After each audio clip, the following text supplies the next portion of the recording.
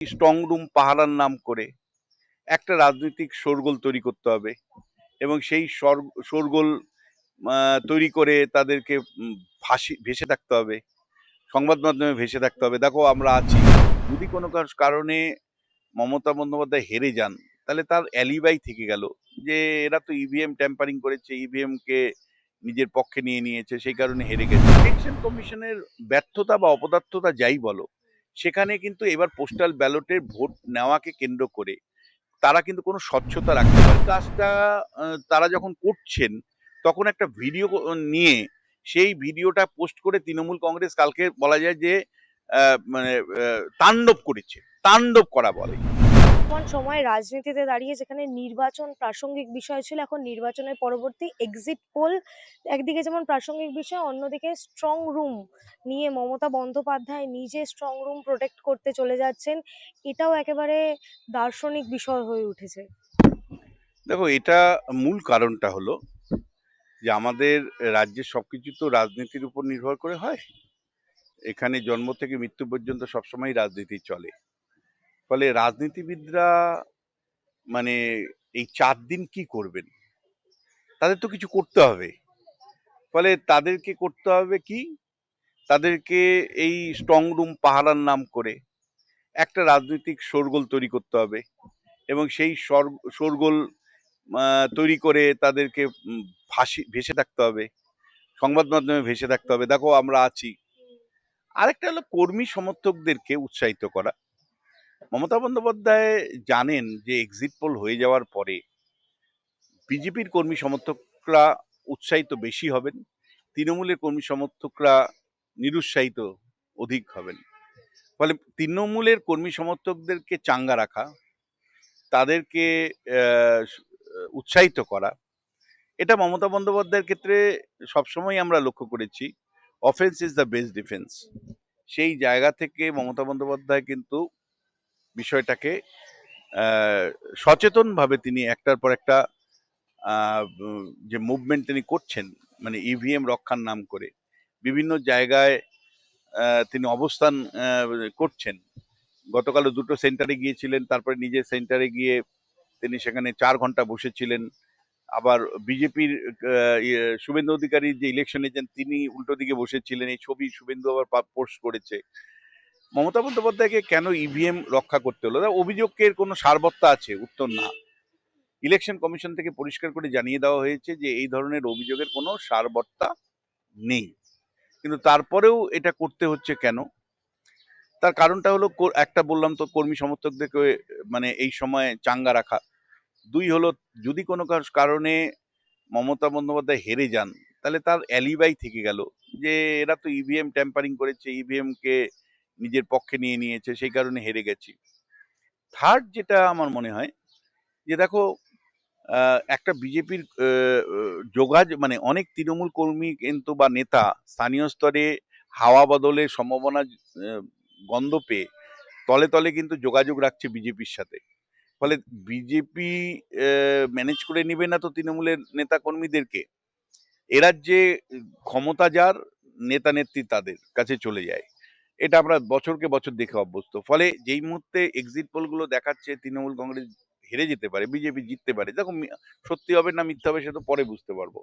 কিন্তু এর একটা ইম্প্যাক্ট অবশ্যই তৃণমূলের সাংগঠনিক ক্ষেত্রেও পড়বে, নেতা নেত্রীদের মনের মধ্যেও পড়বে। তারা যাতে বিজেপি শিবিরের সাথে সংযোগ না তৈরি করে বা বিজেপি সুযোগ না পায় তাদের সাথে সম্পর্ক তৈরি করতে। ফলে সেই কারণে মমতা বন্দ্যোপাধ্যায় একদম মানে বলা যায় ব্যতিক্রমী ভাবে তুমি ভোটের দিন দেখেছো 7টার সময় এসেছেন। আবার এখানেও কিন্তু তিনি নেতৃত্ব দিচ্ছেন যে আমি ইভিএম রক্ষা করব। এই বার্তাটা দিয়ে তিনি সমস্ত প্রার্থীকে অ্যাকচুয়ালি বার্তা দিলেন যে তোমরা সবাই ইভিএম রক্ষার জন্য তৎপর হও, অর্থাৎ নজরদারি করো। এর কাউন্টার হিসেবে তুমি লক্ষ্য করলে যে শুভেন্দু অধিকারী আজকে গিয়েছেন, তিনিও ইভিএম রক্ষা করার কথা বলছেন। কিন্তু আসলে যে বিষয়টাকে নিয়ে এই সমস্যাটা, সেটা হলো যে পোস্টাল ব্যালটকে নিয়ে এটা সমস্যা।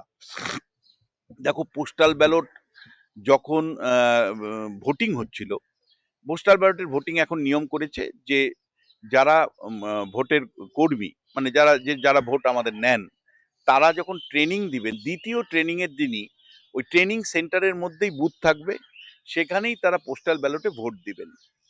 ইলেকশন কমিশনের ব্যর্থতা বা অপদার্থতা যাই বলো, সেখানে কিন্তু এবার পোস্টাল ব্যালটের ভোট নেওয়াকে কেন্দ্র করে তারা কিন্তু কোনো স্বচ্ছতা রাখতে পারেনি। কেন বলছি?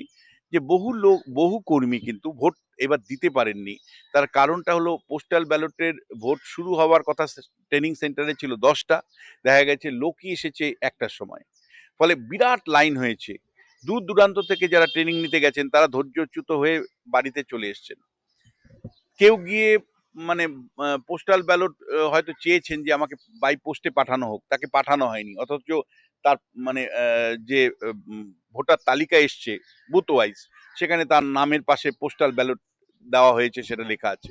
পোস্টাল ব্যালট দেওয়া আছে লেখা আছে, অথচ তিনি হাতে পাননি পোস্টাল ব্যালট, যে তিনি সেটাকে রিটার্নিং অফিসারের কাছে পাঠাবেন। এবং একই সাথে যেখানে পোস্টাল ব্যালটে ভোট হয়েছে সেখানে কিন্তু